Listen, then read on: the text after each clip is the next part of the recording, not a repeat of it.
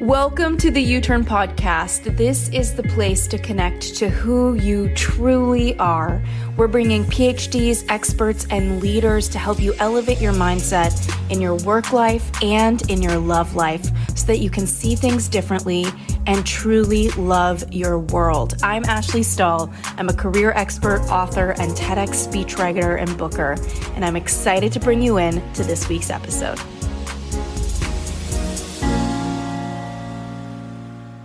U-Turn friends, if you're just tuning in, it's Ashley Stahl here. And it's so rare for me to have a guest that I can't even introduce them because I have so much to say and ask. And Tatyana Rae, and if you've never been to TatyanaRae.com, RAE, and we'll put it in the show notes, Tatyana with a Y. What a powerhouse. What wisdom, like old, deep, ancient wisdom, just like seeping through you all the time. And you're gifted. And your episode that I did, so those of you who don't know Tatyana, she was episode 76 about how to set yourself free. And it was one episode I left feeling like I never forgot that conversation, because it's like there is some part of me as a podcast host that I try to have some control over the conversation because I can't trust every guest to take me somewhere better than I have in mind. And it's hopefully not an ego thing as much as me just trying to be responsible to the audience. Yes. With you, Tatyana, I'm like, I don't know where this is going to go, but it's going to really help people. And that's just you. So if you've never seen her work, definitely also check out episode 76. It's one of my all-time U-Turn podcast favorites. It's about how to set yourself free. This episode, we're just going to jam. And I want to talk to Tatyana about uncertainty. She has groups that she coaches. I have had so much uncertainty, so much success, so much failure, whatever that means in my life.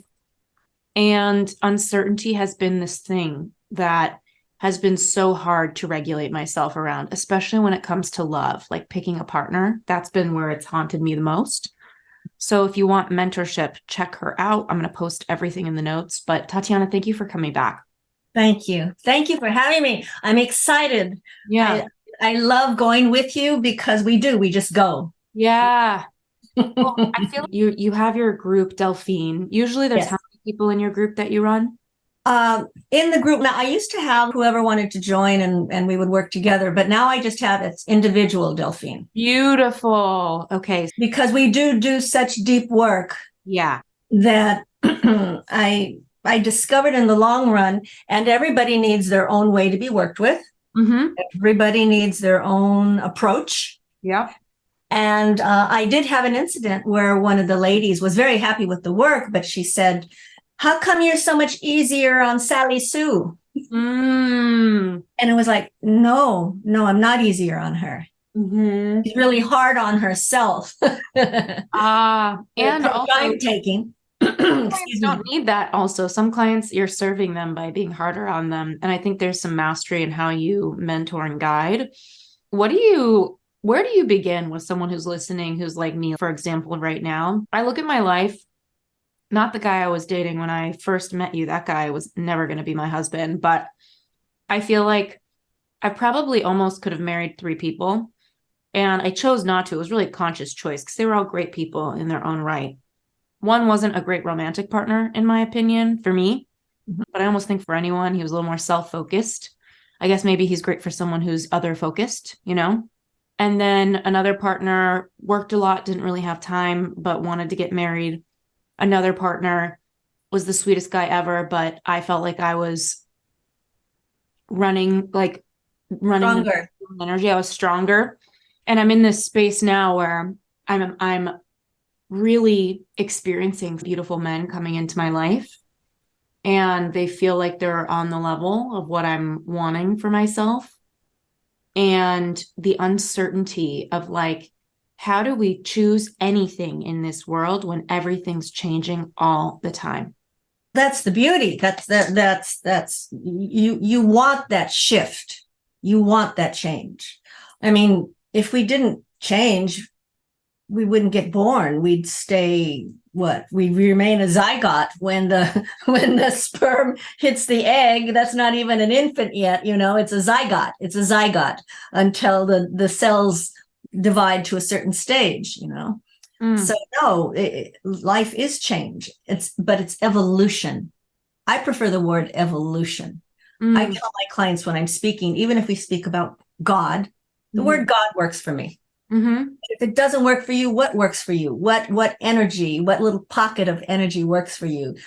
Universe, goddess, grandfather. I have a lot of people like spirit. That's great. For me, I can even use the word Joe. I like to see God as Joe. He's got his little baseball cap on backwards, and he's got he's got a conveyor belt, and everybody's wishes get made. Whatever you want, you get it, We live in this like human world where there's these commitments made, whether it's to like an education, it's 4 years of your life. And I guess anyone could argue nothing's really a waste of time, but people can really feel that, right? Like, how do I take the shortcut and spare myself what I discovered? I was married 21 years to one man. I was unmarried for 17 years while I reared my children. And then I've now been with this husband for 15 years. This husband is exactly like me, but he's a man. I believe in opposites attract. Oh, they attract, all right. That's why. Oh, they attract, but that's why.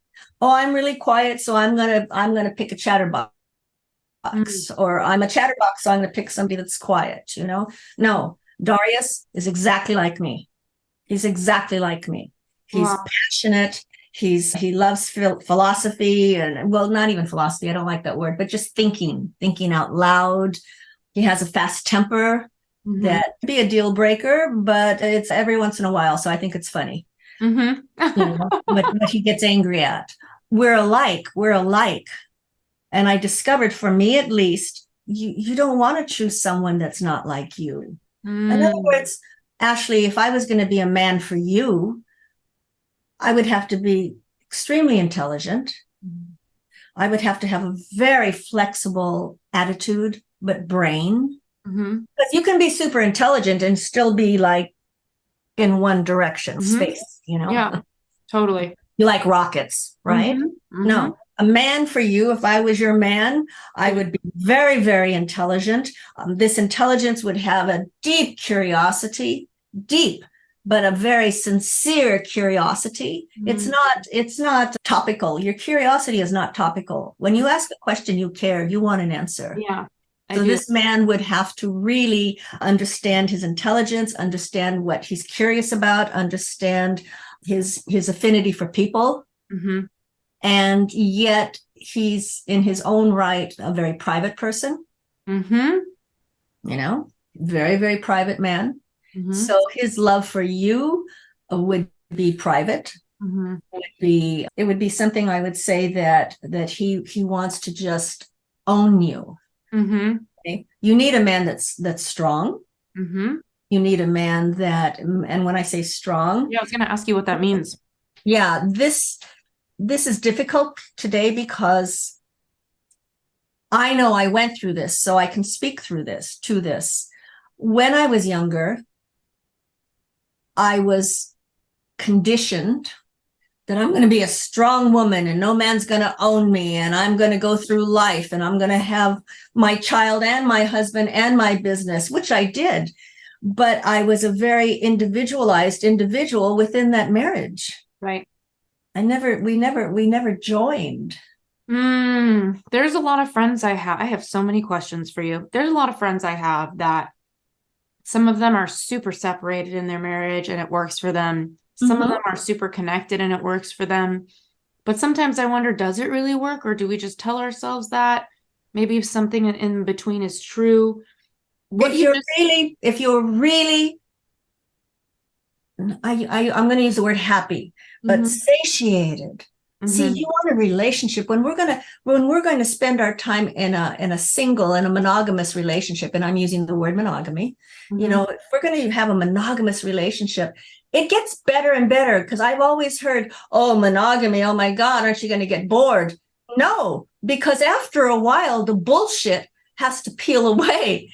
You begin to really understand and know each other. You know your quirks, you know your secrets, your shames, all the little idiosyncrasies, all my little Mr. Potato Head pieces, as I used to call them. Remember? I love And that. so all these little Mr. Potato Head pieces get known. I know Darius's and he knows mine. What people do is they don't want to share them because they're going to be used against them. That's not a relationship. Okay. That's not a relationship. I know all of his dark secrets. I know where I could push. I know where he feels some shame. He knows where I feel my shame. He knows my tender places with my sons, for instance. But we would never use them against each other. It's interesting because a lot of people are thinking about what they want, or a lot of people are thinking about what they don't want, right? I don't know what I want, but I don't want this, or all I'm looking for is this. But people aren't necessarily thinking about being with someone who can truly communicate with you, can truly see you. Do you think there's an amount of time for that? Because I think a lot of spiritual people sometimes will overvalue a connection and undervalue an actual relationship. Yeah. Oh, yeah. Oh my God. Spiritual people don't look for a spiritual person. Don't get a spiritual person. No. Get someone who's here on earth. One of the things that my grandmother, but Miguel, also taught me is the more spiritual you get, the more grounded you get. Wow. Okay. I think I met someone that is all these things, and I've been pretty blown away by him. And I feel like I'm in a lot of questions about what is love, what is choosing someone, how do you know it's love? Like I've only, there's people that meet somebody and they say they knew right away. What are your thoughts on all of these things? Because some people listening right now, maybe they're in long marriages and they still don't know, is this the right person? Yeah, that's true. I had 21 years, but in those 21 years, I was miserable in a very quiet way. Yeah. And that's who is that? Thoreau or Emerson? Most men are, live lives of silent desperation. Yes. Silent desperation. And what I feel people are unwilling to do is just accept what we're choosing to do that we know is unhealthy. That's the first step. And you're the one choosing it. You're the one choosing it. I had a client, and this client was going out with a married person. And so I said, we need to talk about the fact that you're choosing to be with a married person. That's not why I'm here. That's not what we're talking about. I said, what you're asking me to work on, you want to be more self-expressed. You're not self-expressed in love because you're with a married person. This person belongs to someone else, even if only through a paper. Okay? And so you are choosing someone that is not yours, that is safe. You need to say, why would I do this? No shame, no blame, but why would I do this? Audience, just listen to me. No shame, no blame, but just ask yourself, why would I choose this? Well, I stayed with my first husband because we started out, I was 21 when we got together, 21 years old, 42 when we divorced. Why did I stay? In the end, for money. Wow. At least security. Yeah. So let's say somebody's listening right now and they're thinking to themselves, like, I'm in a thing that I have a few friends that I love and they're not happy. And sometimes, you can't put the pressure on your relationships with yourself or anyone to make you happy all the time. But I can just tell that there's a difference between the weather and the climate, right? Some couples have a lot of weather, but their general climate's pretty sunny. I feel like the climate of a couple relationships I've seen is like a lot of pain. They're not being honest with what they require. I require no shame, no blame, but I require an intense amount of interaction. Intense. What does intense mean for you? Every day, all day? Every day, every moment. I mean, I work out of my home. My husband works out of our home. His little office is right next door on this other side of this wall. We wake up together. He goes to the gym and everything. I start my day, and then we both go in our offices. We're in this home and then we see each other, or maybe I'm in here all day, but we're in this home, and then we'll have lunch or we'll have dinner for sure. And then we're together at night and we'll read or we'll watch a movie, but we're in the home, and then we go to bed together in the home. Yeah, that's beautiful. For That's some people, though, that is too much. They want to leave the home, or they want to travel out, or they need physical space. For me time. You have to identify, what is me time for you, Ashley? Me Yeah. time for me? We can be sitting on the couch and he's reading and I'm reading, and that's enough me time for me. Mm. Some people require distance, or what would you call that, Ashley? Like leaving the domicile. Yeah, like living somewhere else almost. No, I'm saying like me time. If you're in a coupledom, you need to go out with your girlfriends, or you need to take a walk by yourself, or or you need to have a room in the home that's your room, your little den, whatever. Okay. I don't need that. I don't need that. Need to identify, what do you need? Yeah. There's a few things that you're touching on that I just have so many more questions. Like, one of the things you just did for me is so amazing. And it's one of your superpowers. And I imagine that anyone listening would love to be able to do that for themselves. And it's, you were able to look at the cocktail of things that is me and respond with a cocktail of things that is someone else to make a better cocktail for everyone, right?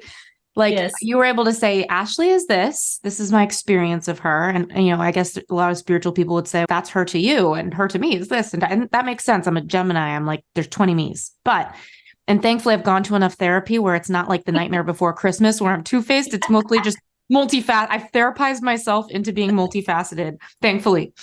But I feel like that's really potent what you did, to be able to look at me and say, this is the kind of partner you need. And I think that people need that for friendship too. I've had a lot of friends that struggle with friendship, and they're like, this person, I really like her and she's doing this, and it really hurts me. So for example, I have a new friend right now. I like her a lot, but I don't have capacity to see her all the time because I see my mom once a week, and that makes me really happy.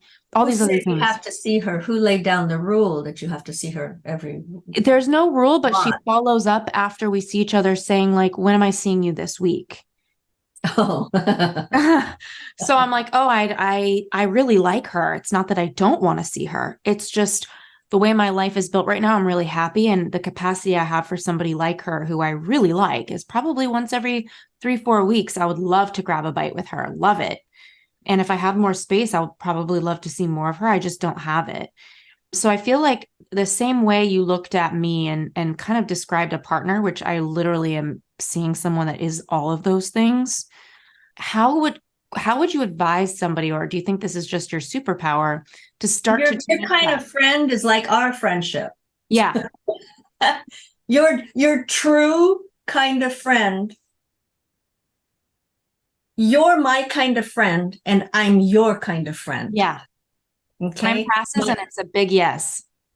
We don't talk all the time. I hadn't heard from you, and I don't know how long. And yet when we see each other, we just adore each other. We love each other. We're excited. We want to connect. Yeah. And it's intense. Okay. Mm-hmm. It's intense.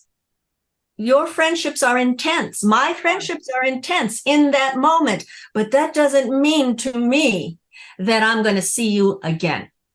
Right. Right. So you have so much clarity on yourself. And I know that that's like a superpower, because people who don't know themselves say yes to things that are no's and no's to things that are yes. And then they're caught in a clusterfuck jungle of no's and yeses gone wrong. And then they got to back up and back forward and all the left, right, and center things to fix it. And then a lot of your life is spent fixing things, which is not always the most fulfilling. People talk about lessons and mistakes, and there is some art and beauty in lessons and wisdom.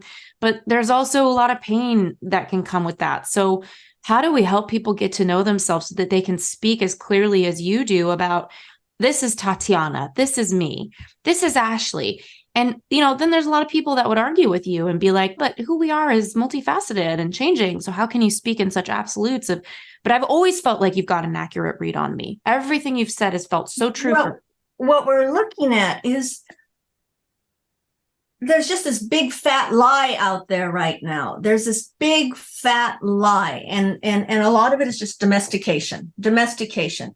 In other words, your little friend that wants to see you so much. Does she really want to see you that much? Does she need to see you that much? So does she want to see you that much? Does she need to see you that much? Has she been taught that friendship, true friends, means you see each other that much? In other words, what angle is she coming from? What's natural? When we got domesticated, our timing, our natural timing was forfeited. Forfeited. Do I know how to be on time? I run by a calendar, okay? Because of my business, I run by you run by a calendar. When I'm on my own, I'm a lollygagger. I am a lollygagger. Do I know how to be on time? Yes. I'm disciplined. I know how to, I honor other people's time. But when I'm on my own time, my natural timing is I am a lollygagger. People get off the airplane and man, unless they have a connection, of course, but they get off and they got to get to the train, and then they got to get, me, I get off the plane. When we're off, we're off. I stroll down the jetway. I stroll to wherever my bag is, So my grandma used to say, everybody's in the hurry till the devil comes for you. I feel like, I don't know if it was you that said this, but somebody once said to me, the opposite of luxury is being in a rush. Yes. Yes. You remember good. Yeah. You say some really potent. This man that you're interested in, and that he's interested in you right now. Are you going to let him be a man? And see, this is where we get into so much trouble right now, because we're saying, if I let him be a man, then I'm not an individual woman. I'm not a strong woman. No. Darius makes all the plans. And if there's something I don't like, my no means no. Okay. And it's also like we're living in a time where there's so much around gender identity. So I guess the question is, for anyone listening, what does it mean for you? Like, how do you want these energies to look in your relationship? What I want to ask you about as it relates to domestication with all this is the rules, right? That is domestication. We live in a world where there's rules. For example, I'm seeing someone new. My truth about him, Tatyana, is he's blowing me away. He's blowing me away. Every time I see him, my nervous system feels so regulated around him. He feels so peaceful for me. He's such easy energy. I'm so in admiration of how smart he is. I love his company. The domestication in me is this love, is this lust? Let me leave my heart and get into my head, because I need both of them to kind of function in this human world. Should I play by the rules, or should he sleep over this soon? Should I stop seeing other people, or should I wait for him? It's so many rules. When you go by what's natural for you, like for me, I'm honest with what I've done. Having sex the first night for me is a requisite. Okay. My natural energy. That's amazing. My natural energy, because I birthed 3 sons. Okay. And I have a brother, and I have nephews and cousins, male. I'm very sensitive to the male in our domestication, having to, what would we call it, Ashley? They have to make the moves, in our domestication. I'm very sensitive. So when a man would ask me out, unless I knew it was an absolute no, I would always say yes. I would always say yes. Wow. Always. Because he had to get up the nerve to ask me. So I honored that. But that didn't mean that I wanted it to be anything other than my honoring that he asked me out. And I would be very honest with the men about that. I had one man that kept asking me out, and I said, look, when people get together and a man likes a woman, there's sex that's at the end of the tunnel. Okay? I love that. Maybe it's at the beginning of your tunnel. My tunnel, yes. But that's my point. But that's exactly my point. Because, and I said to him, I don't want to have sex with you. I I'm not attracted to you that way. You're a beautiful man. You're a wonderful human, but I am not attracted to you in a way that I want to have sex. I don't see, and if I can't have sex with you, then there's not going to be a connection for me. Right. Then it's not going to be there. There isn't going to be an opportunity to evolve the relationship. So my timing, my natural is backwards according to domestication. Okay. I see a man, I know whether or not I want to know him, and I know whether or not I want to get naked with him. Yeah. Okay. And if I don't want to get naked with him, then I don't want to know him. Yeah. You're either down to fuck or not. Mm-hmm. I love that for you. And that sexual encounter for me, though, tells me a lot about him. When you have sex. So tell me a little bit about this. This is so interesting because I have so much around this. I actually have an identity talking about Mr. and Miss Potato Head. One of my Miss Potato Heads is I've never had a one night stand. I do have paranoia about STDs. I don't know why. I just feel like in today's world, I can see that. Yeah, it's wild. So I think about that. I think about also I don't really enjoy sex if I don't have an emotional bond. Yes. So it takes me a while. Yes. But that's why when I see a man, I know whether or not I want to create that emotional bond. I have to be sexually attracted. Right. I've dated men that were geniuses. I'm thinking about this one man. He was a NASA scientist, and he had degrees of the doctorates. Okay. Yes.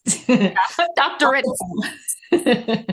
And he was wonderful, and we used to like to talk because he was so logical, and he liked to hear what I had to say about God, and I liked to hear how he didn't believe in God, but what all he was doing to me was just emulating God. Wow. Proving God, going to the moon and using his brains and working with all these other men and making these apparatuses. What is that? That's creation. Right. It was beautiful to talk to him. Yeah. I wouldn't let him touch me. And I was very clear with him. We're going to be friends. I love your brain. That's it. I'm attracted to your brain. Don't lie to yourself about what you're attracted to. If you're afraid of the STDs, if you're not comfortable with the one night stands because of what? Because you're not going to be a good girl, or because maybe he won't call you the next night? Yeah, I don't want to put myself in a position. I know myself, I know my attachment, and I feel like something about the physical takes it to a new level and adds a layer that I don't want until I'm sure about the person. And then there comes the idea of how do you be sure about anything? Because we live in such a world, like people are in their career right now, and I hear this all the time. They're like, I hate my job, and I'll help them. And I haven't done career coaching in a while because I don't know if I even mentioned to you, but I've been writing TED Talks and booking people on stage for it. Oh my God. And so I have a career coach on my team now who's amazing, but it's interesting because I used to see that be the big fear. People like, I put all these years into this and I don't want to go try that. I'm like, yeah, I get it. Nobody wants their life to look like this graveyard of trial and error. Got it. But why not? Okay, so talk to me about that, because to me, I do think life has a cost of admission, not in a sad, dark way, but you got to experiment to sometimes get your answers. And nobody wants to experiment. They want to move through life answer to answer to answer instead of question, answer, question, answer. What is a train wreck? A train wreck is decided by domestication. It's decided by domestication. I'll be 73 in January. 73. Looking 73-year-old. And I am. I'm beautiful. Look at this. Look at I grew it out. Yeah. Look at this. I know, it's actually stunning. It's beautiful. I was a little bit disappointed because I thought maybe it'd be whiter, but it's pretty good. Yeah. But what we're looking at is I got a lot of women writing me about how dare you say we don't gain weight? How dare you say the body retain? No, my joints work. Okay. My vagina is wet. I have orgasms. Yes. I have sexual desire. I have a lot of sex. Okay.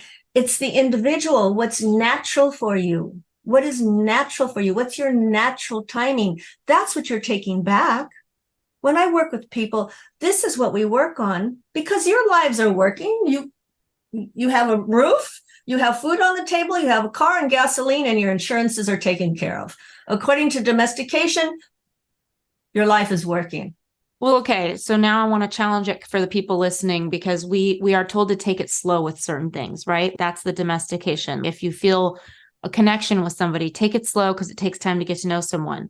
I've had things go fast, whether it's in a friendship that I'm like, wow, I love this person, or a romantic relationship, or a business, all the ships, floating around. Mm-hmm. And Mm-hmm. sometimes it's too fast and there's a wisdom. Mm-hmm. So, what I want to understand is when are we in what's natural and when do we have work to do on ourselves? Like, how do we know like this pace? Oh, I want to move. For example, this guy, I'm so blown away. I just want to be around him. He feels so good. But I have wisdom, and my wisdom tells me it takes time to get to know someone. I could see. All you're going to know, Yeah. the time that we're getting to know who you're getting to know, whom you're getting to know, is their persona. It's their Mr. Potato Head piece. Mm-hmm. Okay. Mm-hmm. So who you're getting to know is his persona. It's what he's created as himself. That you're going to find immediate. The time is really getting to understand and know and be allowed into the darker recesses, and I don't mean this in a negative way, but where we keep our secrets, where we keep our pain, where we keep certain memories that we don't share. Right. Like people don't know I'm a lollygagger. Mm. It's not a shame thing, but I mean, people don't have the opportunity to know me because I'm usually in a business mode, so you guys don't get to know I'm a lollygagger. Yeah. You guys don't get to know that I try something. I'm not afraid to try. That's just my thing. Yep. I'm not afraid to try and go, oops. Yeah. I have bought ice cream. The only ice cream I will eat is chocolate chip mint. Mm. Okay. And people are going to gag, from Baskin Robbins. I know it's all chemicals. Baskin Robbins chocolate chip mint. I have tried other ice creams. I take a lick or I take a bite and I throw it away and I go get my green one. Uh-huh. I'm not afraid to try. With this man, you're feeling, your body is telling you he feels good. I want to cozy up to him. I want to crawl into his skin. It's not about sex. No. It's about getting close to him, as close as possible. Mm-hmm. You see, we turn everything into a box, a category. That means I have to be his girlfriend. And then after I've been his girlfriend for a certain amount of time, then I've got to be his fiance. And after I've been his fiance for a certain amount of time, I got to be his wife. Why? So talk to me about that, because that's really hard. And before we even get into that, of I need to be this and then that, and this is the pace and these are the rules. We talk also, I feel like a lot of people, you were talking about the Mr. Potato Head and how we don't always share our most inner things, our secrets or whatever. I've actually found both. I've found that some people I date, it's all Mr. Potato Head, Mrs. Potato Head, they potato head, I guess with the gender things, potato they. And then there's also people who are the opposite. They overshare their secrets. They overgive, in my opinion, vulnerability. There's so much vulnerability, but the relationship hasn't been developed to actually hold it. They're sharing with someone that, like that person maybe doesn't deserve this from you because it's not, you don't know if it's a safe space. But wouldn't that be a defensive mechanism on their part where they dump all this stuff to see whether or not you're capable of being with it? And it depends on what they're sharing with me. I'm going to go, no. Yeah. You're a hot mess. Yeah. Or I'm going to say, oh, wow, that's interesting. That whatever you're sharing is interesting enough to me where I'm curious enough to stay around. So when people overshare, I want to hear how much of it is true. How much of it is real. What they're oversharing. Uh-huh. Well, I get that. I guess They can say they're overshare. They can all say, I'm so authentic. I hate that word, authentic. Let's try sincere. Mm, Take away authentic. I don't want authentic. I want sincere. mm, mm, That's why I love being with you. You're not authentic. You're sincere. You're sincere. mm. Even the word honest, when we say, let me be honest with you, what's been going on prior to that? Right, right. To be honest, what have you been? It's interesting you talk about sincere, and it brings me back to this idea of people don't know themselves. It brings me back to this idea. I mean, a lot of people don't know much beyond their own Mr. or Mrs. Potato Head Potato Day. Note to the Mr. Potato Head corporate, I've got a new doll for you. But you talked about the pace, and I think this is really interesting because it exists in career. Your first step is to be the assistant, and then climb the ladder, and then you get paid more, and then you get the corner office, whatever the system is. But that's all established as a system. Right. That is an established system. So if you are going to go into an established system, then you are going to play by their rules. One thing that Miguel always said to me, and I thought, oh, no one has ever said it that way. He says, Tatyana, we live in a domesticated world. There are stop signs and stop lights and crosswalks, and we have to honor that. Yeah. But when we don't have to honor it, we don't. Personal freedom means I have my timing.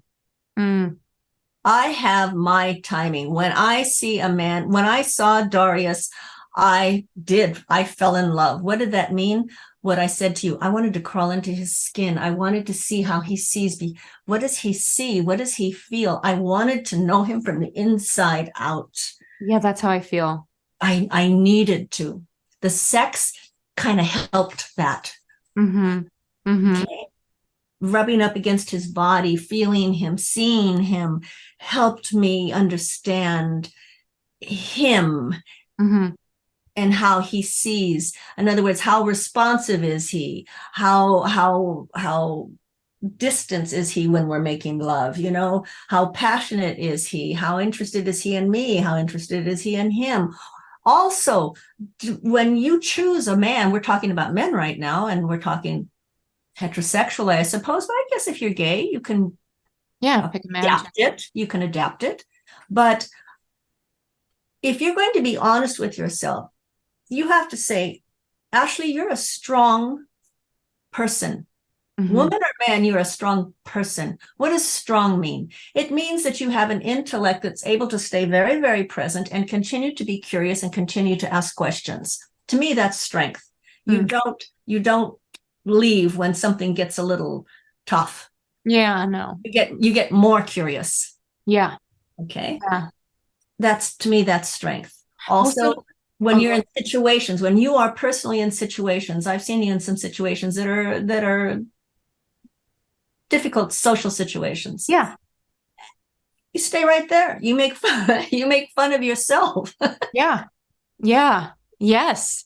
I feel like you make so many people feel understood because you're so gifted as a listener and as a witness, I would say, like a spiritual witness of sorts. But we talked about pace a little bit, and I find this really interesting as it relates to love because, I'm 36, and I guess according to society, I'm like a geriatric pregnancy. Talk about words being capsules. Holy fuck. Geriatric over age 35. That's so wild to me. I'm having a lot of friends who are having pregnancy issues, fertility, and they're rushing down the aisle. They are convincing or pushing, and they're wanting to hit these goals of these paces. And on one hand, it's valid for us to all have goals, right? Like you can want what you want. And so there's something. Is it a goal or a desire? Okay, that's an interesting term. I think some people it's a goal. Like I just need to check this box. Some people it's a deep desire. I deeply yearn to have a family. I deeply want to have kids. And I've been with this person for 3 years or 5 years, and they haven't asked me yet. And I'm threatening, or I'm ultimatuming, or I'm pushing. What is your feedback around someone who is in a situation, whether it's romantic or career or friendship, where they're not getting what they desire and they don't want to leave because they love so many things about it, whether it's their career or otherwise? How do you? Yeah, it's what do you love about it? When Mm, I was with Robert, first I wouldn't leave because he's so handsome. I'll never find anybody like him. Then it was, if I can't have him, nobody else will have him. Then, yes, son, this is, and then it was, we're doing so well together, building a life. Okay. There was always a reason to stay. mm-hmm. Never had anything to do with love. Hmm. They And were what does very love even mean? Is love love staying with to me. someone? I am loved by Darius. I am cherished. He is devoted, and vice versa. Love to me simply means that you care about that person's evolution. You care. There is since you care that they are devoting themselves to what makes them prosper. You care that every day whether they're seeing or feeling difficulties, you care. You don't have to fix it, but you care. Mm, Okay. You and I have a love relationship because when we come together, we care. mm, And what we're sharing matters. mm, We don't see each other for 1, 2, 3 years. And we don't feel abandoned. I guess I'll use that word. mm-hmm. You have to begin to be honest with yourself, sincere with yourself. What are your needs? You need a strong man. Are you going to let him be the man? What does that mean? That means that there's a certain amount of masculine. He has testosterone. There are many times when Darius will say, put that away. And I'll go, please. He'll look at me like, yeah, please.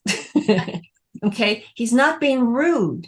Mm, It's a testosterone that is focused mm, and goal oriented, like you said. Okay. So are you going to allow your man to be in his testosterone? mm, Are you then going to allow yourself to be in your estrogen? And I know this goes against everything they're talking about out there. I know it, but mm, I've been through it. I've lived it. I was a man woman in my first marriage. It didn't work. mm. It didn't work. And it wasn't because I was strong. It was because I was in competition with my husband. Wow. Wow. Okay. I'm Okay. not in competition with this one. How do you, when you talk about desires and you talk about love and like staying for love or choosing love, I want to talk a little bit about what does love mean? And also just this idea, like nothing is all bad or all good. So how do we look at our desires and make a decision of when to stay or walk away from something out of respect and actual love for everyone involved? How do we look at that? It's always out of respect for yourself first. I learned this the hard way because in the first marriage, there was always a reason to stay. Mm, And they were always healthy reasons, mm, but they had nothing to do with my self-respect mm. or even respecting him. How am I respecting Robert by staying for the money? How am I respecting Robert because of the people that we were able to fraternize with? Mm-hmm. How is that respecting him? Mm-hmm. Okay. So you must, I say to the audience, what lie are you telling yourself? Ashley, what lie are you telling yourself that you cannot be in love, that you cannot be? What kind of lover are you, Ashley? Mm. As far as like how I show up. Yeah. What kind of, are you super passionate? Yes, you are, but in a very quiet way. Mm. Okay. You're a very quiet passion when Mm. it comes to the individual, when it comes to you and your honey babe. Yeah. It's a very quiet passion. It's a very private passion. You want to be cherished. I do. Okay. What does to be cherished means? It means to be held delicately. It Mm. means to be seen as a woman. It Mm. means that when you're on your period, he's aware of it. He says, how are you doing? Are you okay? Do you need this? Do you need that? Are you Mm. having chocolate cravings? He's aware of you as a woman. Mm. Okay. Cherished means that he goes to the market and he brings home apples. Let's say you love apples and he found these apples that you love. Okay. He's thinking about you. Yeah. I was just telling somebody I like to be held in someone's awareness. To be held. Are you a very physical person or not? Mm-hmm. I would say you're in between. You're not one of these people that just crush me all night. Mm-hmm. But you're not also the people that don't, a hug is fine and I'm good for the day. Exactly. Okay. You're in between. But you do need a man then that is going to know that you actually breathe in his essence when he holds you. He's not just holding you. It's like he's the prongs of the ring and you're the jewel. That's beautiful. I feel like I'm still like I feel like somebody like you has to have such an interesting perspective on what it means to love someone, whether it's a friend or a partner or anyone, like what is love? And I You think a and lot, I don't talk, but if you yeah. call me one night and you say I'm stuck in Buffalo and I lost my credit, okay, what can I do? Mm, What can I do? I'm that kind of friend. I mm, can be, let's say you live in Buffalo and I fly into Buffalo and I have a 10-hour layover. I'm not going to call you. mm, I'm not going to call you. But when I'm mm, back home in California and you need something, I will do whatever I can to assist you. mm, That's how I love. When mm, you need me to the best of my ability, I will be there. Otherwise, I'm not going to call you. mm, You invite me to your birthday party, I'll come, mm, but I'm not going to get offended if you don't invite me. I love that about you. You talked about something when you're saying what is love, it's what is love to you. Love to you is showing up. It's not about frequency of contact, which is interesting because with your partner, it is about the frequency. You want to see each other frequently, you want to be with them frequently. But in your friendships, it's more about just deep connection. It's Um, about sincerity with me. Sincerity. Yes. Sincerity. I I love love, people that are sincere. You are sincere. thank you. That means a lot. I feel like a lot of people listening that, value this show, they probably have some of that too, because there's a lot of conversations on here that are, I listen to my own show sometimes because I try to bring people on that I admire, and sometimes I need their wisdom too. And I think a lot of people, they live in denial of what's in front of them or who they are. They don't see themselves. If somebody's listening to this conversation and they turn off their earbuds and they go into their day, these moments are going to pop up where they could choose denial or they could choose to see it, or maybe they don't even have the capacity in themselves to see something in front of them. Oddly enough, this is interesting. Like I have a guy friend and he's an amazing guy. He's always wanted to find his life partner and have kids. That's such a deep desire for him. He has been dating and dating, dating. I met this girl the other day and I've never thought of him for someone, not because he's not great. I just don't hang out with girls that are like a single or a fit for him. And I'm like, do you know? And I said his name. She says, oh my gosh, I think he's so handsome. I'm like, oh, he's so ready for kids. He's so ready for this. And this woman was beautiful and like aware and so many things he needs.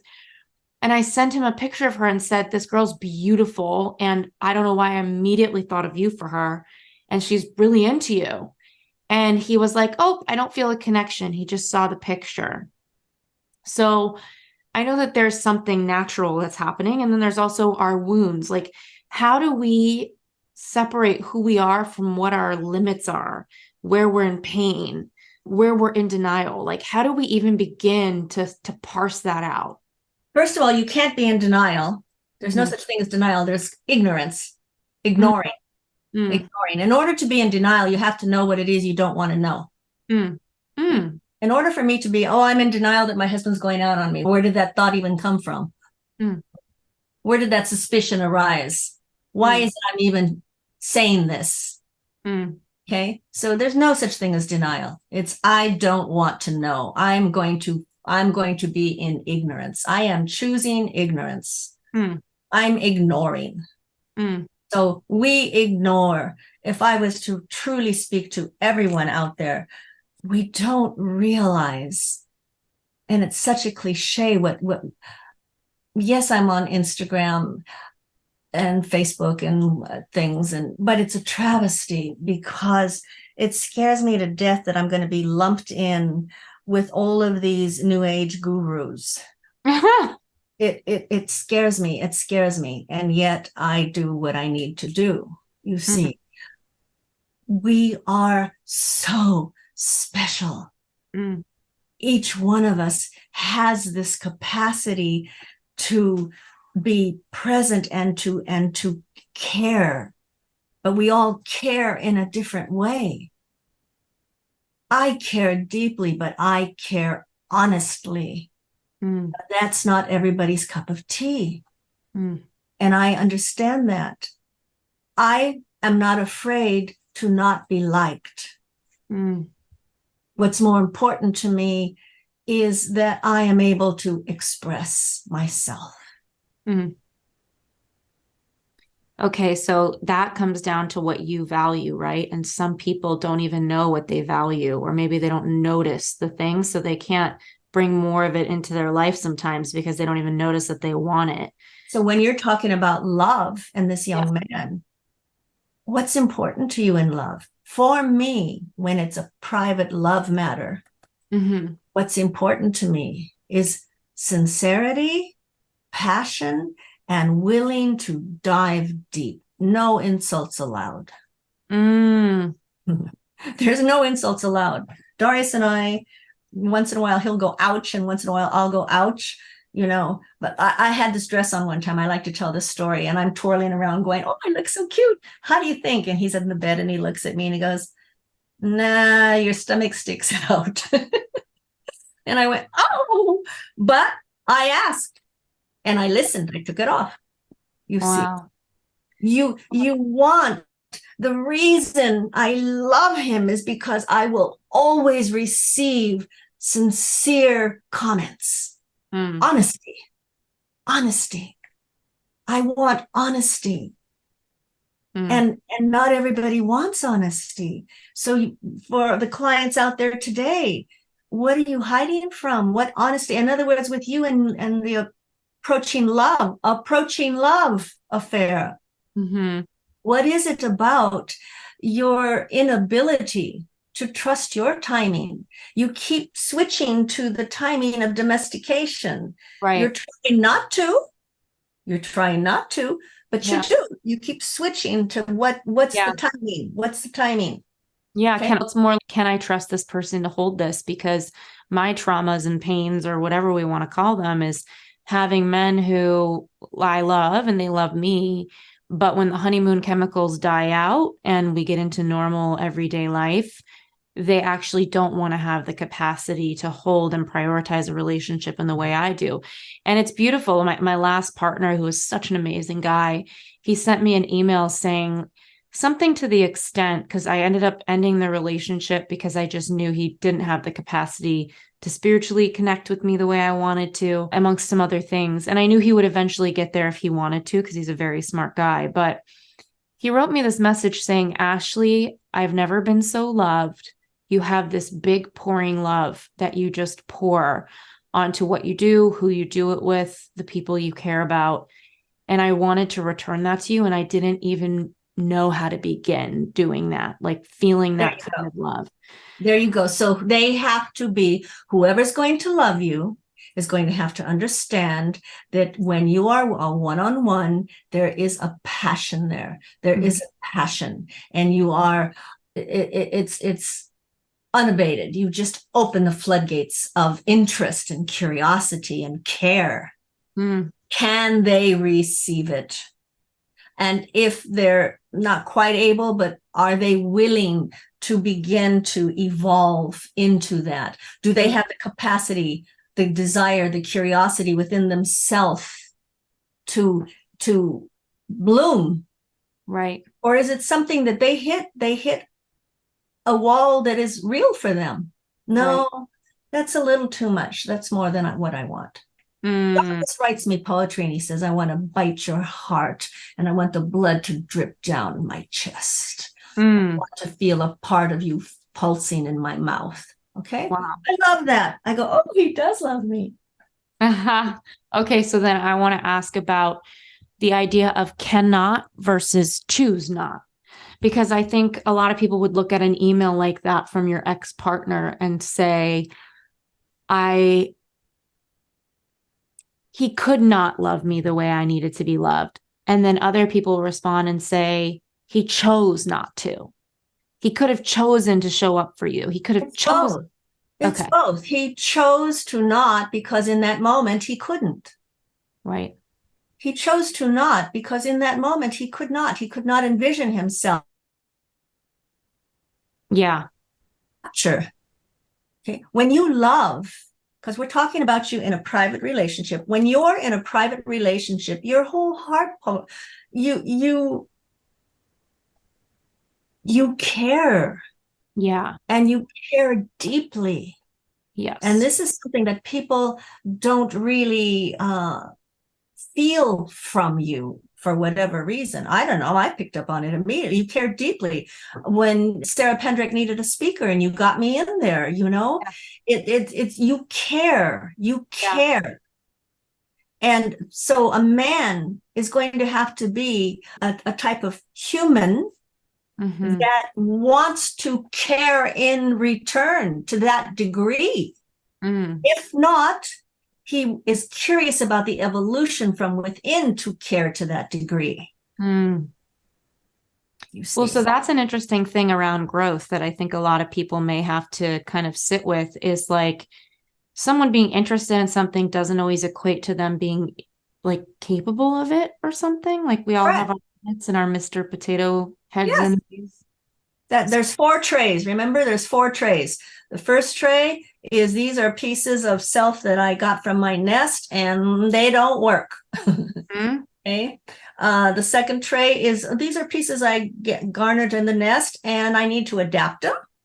And when you But say nest, for anybody who forgets, that's just like your home where our you. home, our home, we're little birds, and Mm-hmm. I've taken all the psychological terms and made visceral terms. So we Mm-hmm. all grew up in a little nest with whoever the mommy and daddy is, or mommies and daddies or grandpas and grandmas. Who knows? Maybe an aunt, Mm-hmm. maybe adopted. Who knows?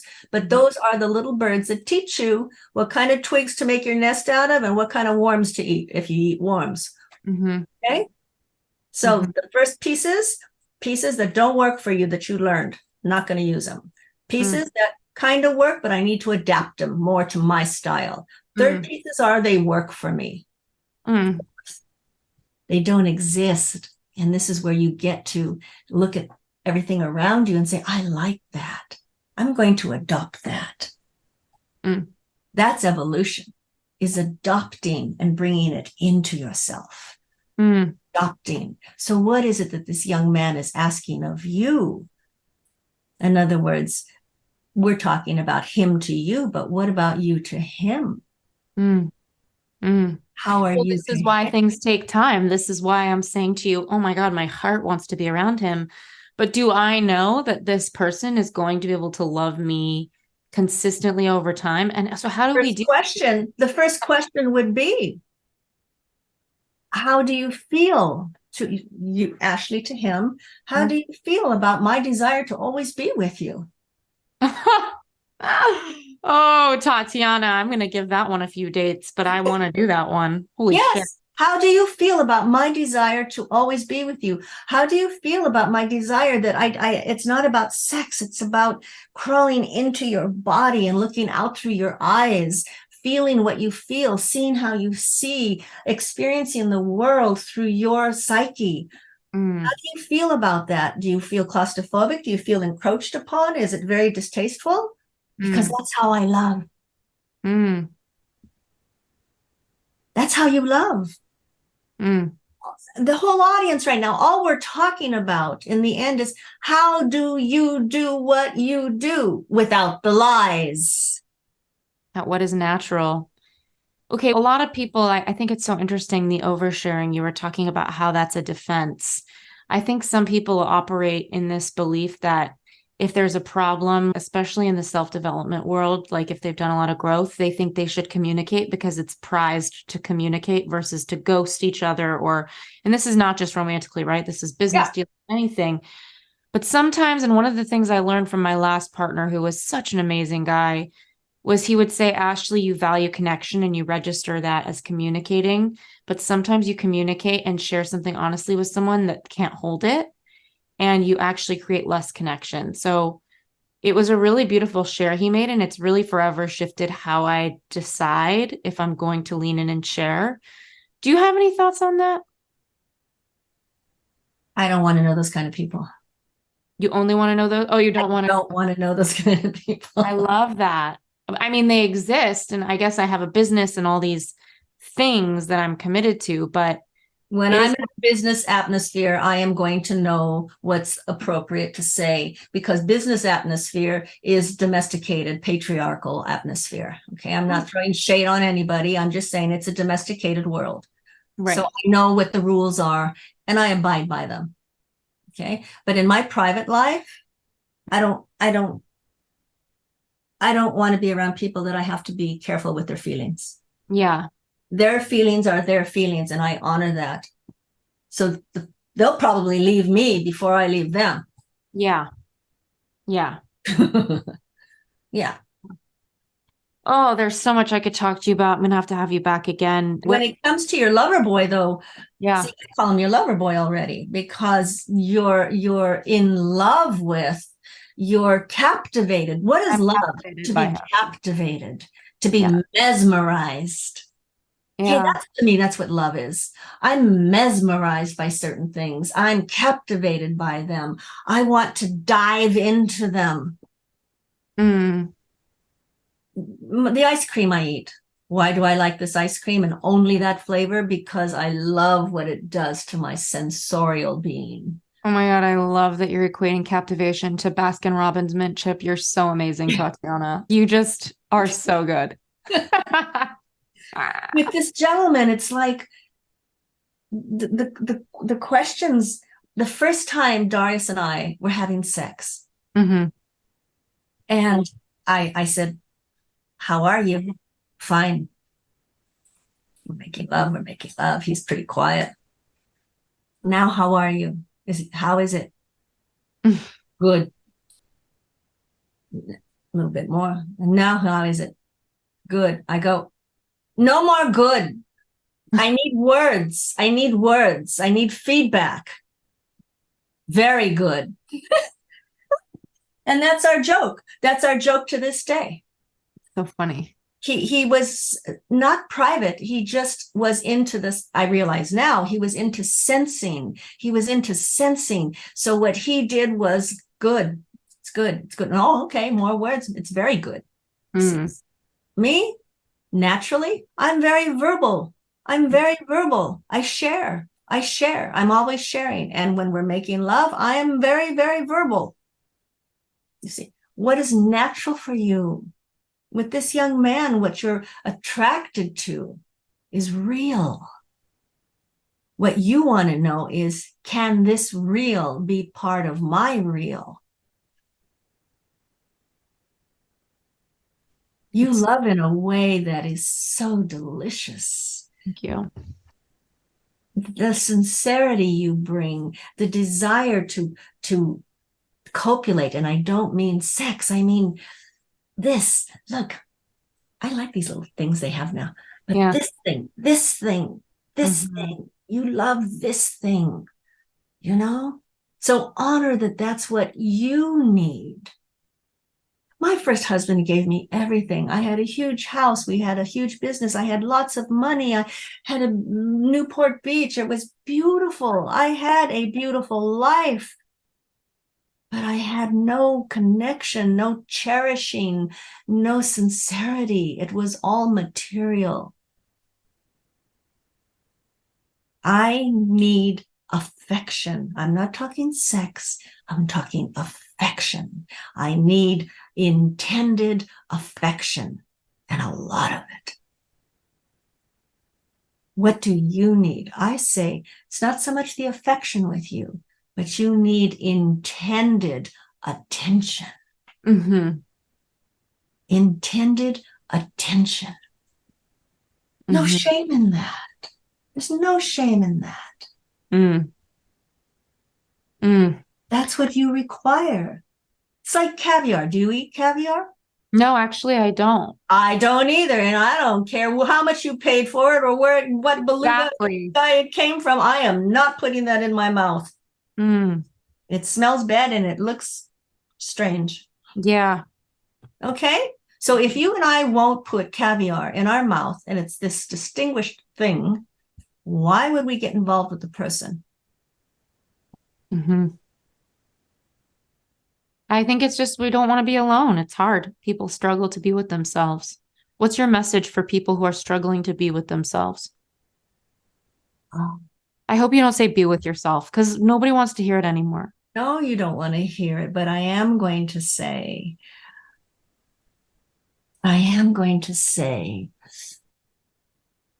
you struggle to be with yourself because you haven't found the natural you. You don't like being with your artificial self. You don't like that artificial you. You don't like it. And you know damn what you do that's artificial. You know damn well. Be with yourself? No.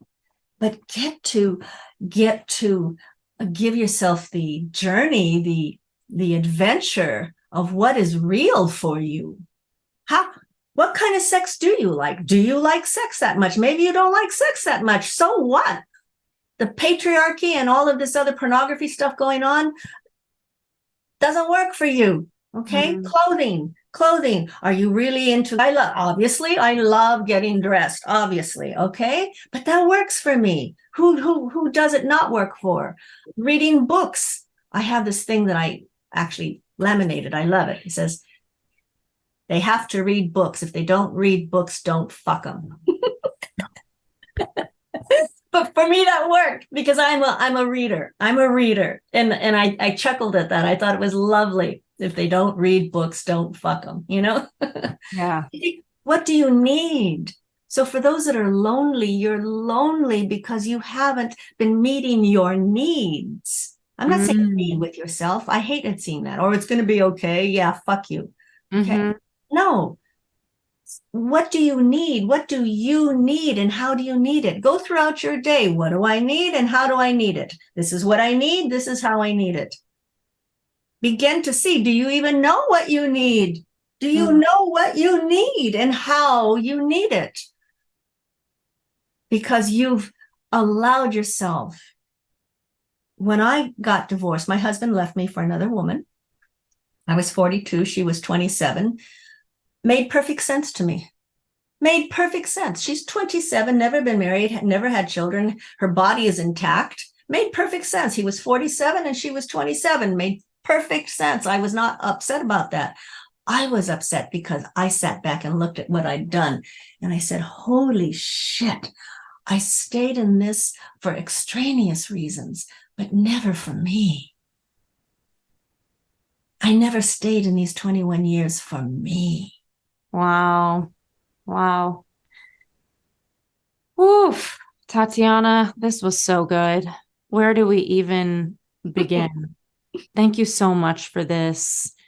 Where is the best place for people to reach out for your mentorship? I know that for me, your mentorship was supreme. And I still think of things you've said, and it's very special to me. So I think some people who want a nice little kick in the pants, because you're definitely not like a soft hug as a mentor.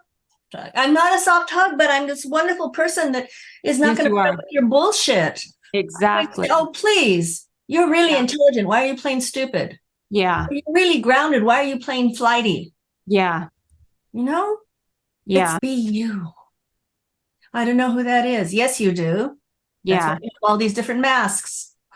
Otherwise, you couldn't have masks. Mm.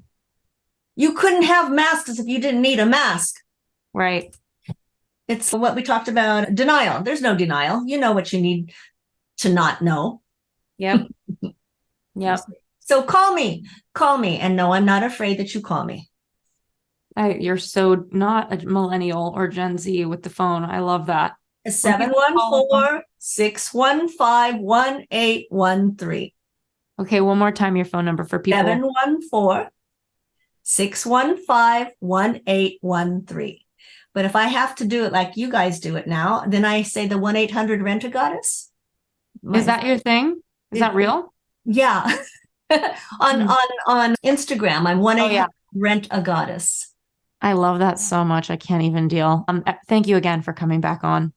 Thank you. I love you. Love you too, Tatyana. And I'm not going to say good luck. I'm going to say, speak to him. Share this beautiful recognition that you're having.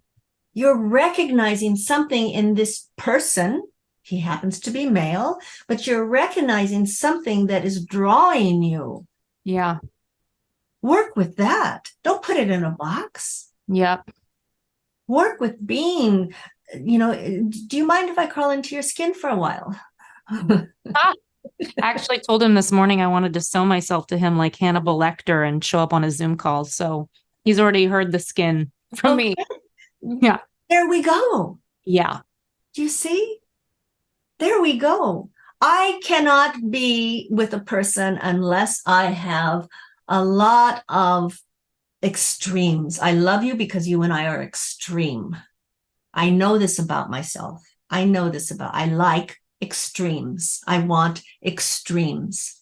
My friends, I hope that this inspires you to own what's natural for you, to start getting curious about, is this a defense mechanism? Am I being this because I'm scared, or is this just natural for me? And I want to start owning that. And I think that sort of vulnerability, because it is vulnerable not to be domesticated. We get these boxes to check and it feels really safe to hide beneath what everybody else thinks we should be doing. But I just want to encourage you to use this conversation to really ask yourself, what feels most natural for me? What am I drawn to? What do I desire? Not just your goals, but your actual desires. Thank you so much, Tatyana.